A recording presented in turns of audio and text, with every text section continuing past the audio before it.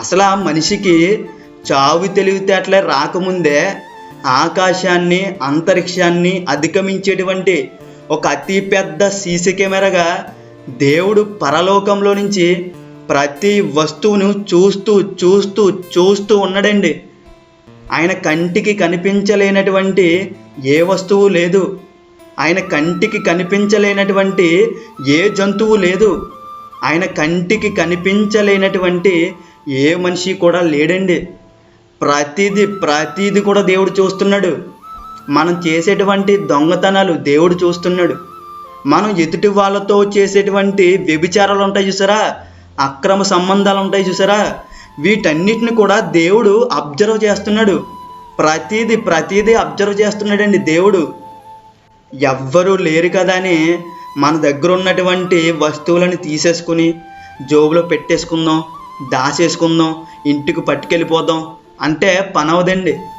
ఎందుకంటే మన దగ్గర ఉన్నటువంటి వస్తువులను దొరికినట్టు పట్టుకెళ్ళిపోయావు అనుకో, ఏదో ఒక రోజు నువ్వు దేవుని చేతిలో పడతావు. ఆ రోజు ఖచ్చితంగా మనకు ఉంటుందండి, ఖచ్చితంగా ఉంటుంది. గ్రంథం ఏం చెప్తుందో తెలుసా? దేవుని చేతిలో పడుట బహుభయంకరం. సో మనం ఎప్పుడు కూడా చాలా జాగ్రత్తగా ఉండాలండి, చాలా జాగ్రత్తగా ఉండాలి.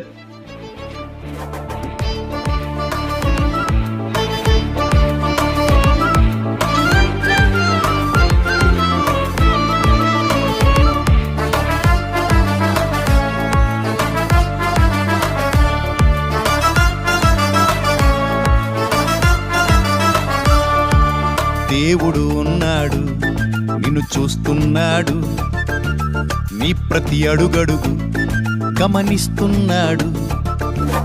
దేవుడు ఉన్నాడు, నిన్ను చూస్తున్నాడు, నీ ప్రతి అడుగడుగు గమనిస్తున్నాడు. జీవ మార్గమును మరణ మార్గమును నీ ఎదుటే ఉంచాడు. వేలు కీడులను వివేచించి ముందడుగు వేయమన్నాడు.